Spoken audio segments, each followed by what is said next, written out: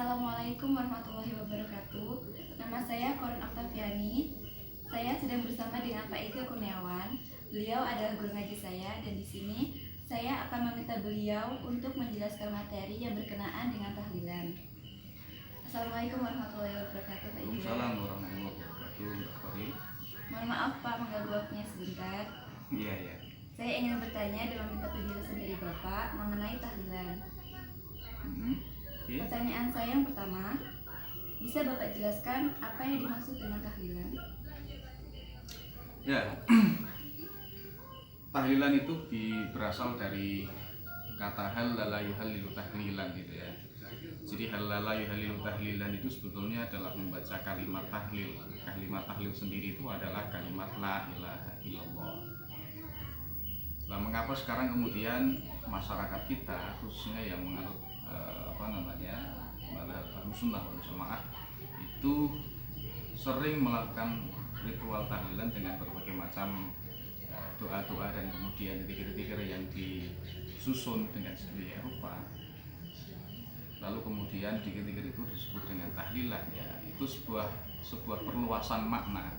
Jadi tahlilan tidak hanya sekedar membaca la ilaha illallah, tetapi juga tahlilan sekarang merupakan sebuah ritual khusus yang ditujukan kepada orang-orang yang sudah meninggal dalam rangka mengirim doa dan bacaan-bacaan kalimat-kalimat yang baik kepada dia, dengan harapan kalimat-kalimat tersebut bisa meringankan dosanya atau bahkan menambah kebaikan-kebaikan di dalam kubur.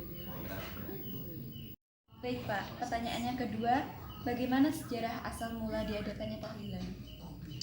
Ya, tahlilan itu yang sudah menjadi rangkaian-rangkaian doa seperti tadi, itu terdapat banyak versi ya, berasal dari dari mana, terus kemudian siapa yang menyusun, itu sudah sangat banyak versi. Dulu ada yang mengatakan bahwa tahlilan itu berasal dari doa-doa yang disusun oleh Syekh Siti Jenar waktu pertama kali beliau berdakwah di tanah Jawa. Karena tanah Jawa dulu itu sangat angker ya, banyak demitnya, banyak setannya, sehingga banyak juga ulama-ulama yang kalah dan tumbang oleh setan-setan itu, oleh jin-jin itu. Akhirnya disusunlah sebuah wirid ya, yang ditujukan untuk meminta pertolongan kepada Allah Subhanahu wa taala dengan lantaran ya mengirim doa kepada sesepuh-sesepuh yang terlebih dahulu berjuang di sana. Itu versi yang pertama. Versi yang kedua juga ada yang menjelaskan bahwa dulu ketika para wali itu berdakwah, ada sebuah ajaran yang mempunyai ritual yang sangat mengerikan. Di situ orang-orang itu berkumpul, terus kemudian di tengah-tengahnya itu ada ingkung. Tahu ingkung? Dekem. Ya, dekemnya itu bukan dekem ayam, tapi dekem manusia. Dengan kemudian dibacakan mantra-mantra. Lah, karena Wali Songo itu dakwahnya rahmatan lil alamin, tidak menghancurkan, tidak menghanguskan, akan tetapi hanya sekedar merubah, maka terutama Sunan Kalijaga itu menggunakan pendekatan-pendekatan budaya. Jadi ritual-ritual yang sudah ada tidak dihanguskan, akan tetapi orang-orang itu diajak untuk mengganti konten-konten yang ada di dalam ritual itu. Misalnya ingkungnya diganti ingkung pitik, terus kemudian dikasih nasi tumpeng, wirid-wiridnya diganti tahlilan itu tadi. Jadi ada sholawat, ada istighfar, ada kalimat tahlil dan juga kalimat tasbih, subhanallah bihamdi, subhanallahil azim. Jadi sejarahnya kira-kira begitu. Dan versi yang kedua ini yang paling masuk akal menurut saya. Nah, kira-kira itu. Dan tahlilan itu ada dalilnya nggak sih Pak? Nah, ini persoalan ini yang sering menjadi sasaran ya, kritik ya bagi orang-orang yang di luar kita. Tahlilan itu, coba kita perhatikan dulu substansinya apa tahlilan itu. Yang pertama, sampean kalau tahlilan baca apa? Biasanya kan Al-Fatihah. Terus kemudian surat Qul huwallahu ahad, terus Qul a'udzu birabbil falaq, Qul a'udzu birabbin Nas, ayat kursi, ya kan? Iya. Itu semuanya dari mana? Quran. Quran. Terus kemudian ono bacaan tak istighfar. Istighfar itu di Quran juga disebutkan Qul tastaghfiru rabbakum innahu kana ghaffara. Itu kalau nggak salah surat Nuh itu juz 29. Itu juga yang merintah Quran. Istighfar itu kan diperintah. Terus kemudian sholawat innallaha wa malaikatahu yusholluna 'alan nabi. Itu juga Quran. Terus kemudian apa lagi? Tahlil la ilaha illallah. Rasulullah pernah bilang afdhalu ma qultu ana wan nabiyyuna min qabli, itu kalimat la ilaha, sesuatu yang paling baik, paling utama diucapkan antara diriku dan juga nabi-nabi sebelum saya, kata Nabi, itu adalah kalimat la ilaha illallah. Terus apa lagi? Tasbih. Rasulullah juga pernah bilang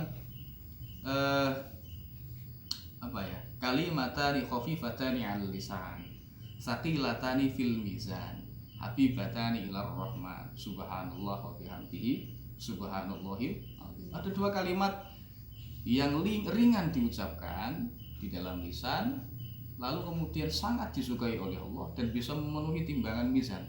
Itu adalah subhanallah wa bihamdihi, subhanallahil. Itu sumbernya dari mana?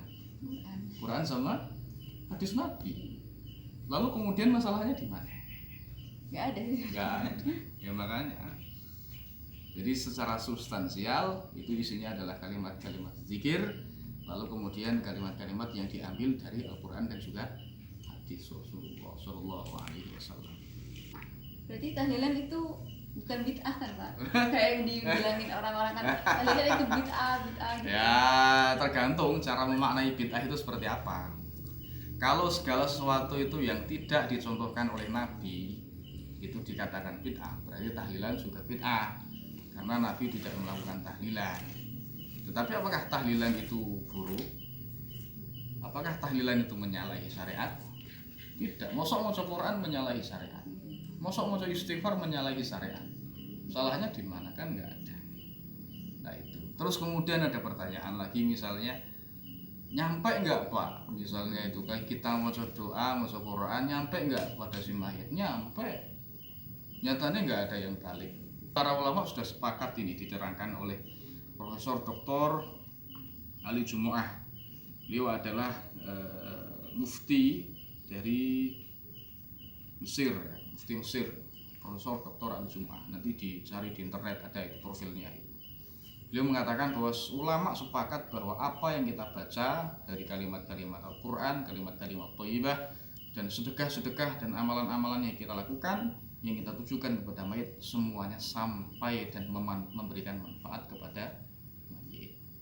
Kalau misalnya ada yang tidak setuju nggak masalah, tapi kalau sampai melecehkan, menghina, merendahkan, apalagi menjahandamkan orang yang tahlilan, itu saya kira nggak fair ya. Ibarat misalnya makan jengkol itu halal apa haram? Halal. Tapi kalau misalnya saya seneng makan jengkol, ya nggak seneng kan nggak usah. Iya. Nah kan gitu. Ya kira-kira begitu. Terus tujuan dari tahlilan apa Pak? Ya tujuannya adalah mengirim doa atau meringankan dosa-dosa dari orang yang sudah meninggal di alam barzah. Karena di antara kita sama orang yang meninggal itu sebetulnya hanya berbeda dimensi dan masih bisa berkomunikasi. Ya, apalagi orang-orang yang soleh, para nabi, para rasul, para wali, ya, itu masih istilahnya jiwanya hidup. Wala tahsabannal ladzina qutilu fi sabilillahi amwata bal ahya'un 'inda rabbihim yurzaqun. Di surah Al-Imran itu. Jangan kamu kira orang-orang yang hidup atau orang-orang yang meninggal di jalan Allah itu adalah betul-betul mati. Tidak. Bal ahya'un, mereka itu sebetulnya masih hidup, yurzaqun 'inda rabbihim yurzaqun. Bahkan masih diberikan rezeki. Rezekinya macam-macam. Dulu ketika Nabi Muhammad Isra Mi'raj, ketika melewati makamnya Nabi Musa alaihissalam, itu beliau Rasulullah melihat bahwa Nabi Musa masih dalam keadaan sholat di dalam alamnya. Jadi kayak gitu. Nah, kesimpulannya apa? Orang yang meninggal itu hanya berpindah dimensi dari dimensi kasat mata menuju dimensi yang tidak kasat mata, dan kita masih bisa berkomunikasi. Nah, komunikasi kita menggunakan kalimat-kalimat seperti itu. Begitu. Lawang misalnya saya di rumah, sampean di rumah, bisa nggak kita komunikasi? Bisa. Padahal jauh kan, apalagi Allah yang menakdirkan semua itu pasti dengan mudah bisa dilakukan. Kira-kira gitu.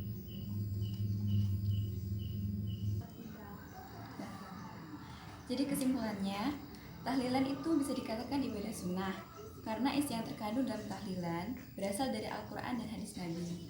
Jadi tahlilan itu suatu amalan yang baik ya Pak ya. Atas ilmu dan waktunya Pak Iga. Sekian dari saya. Assalamualaikum warahmatullahi wabarakatuh.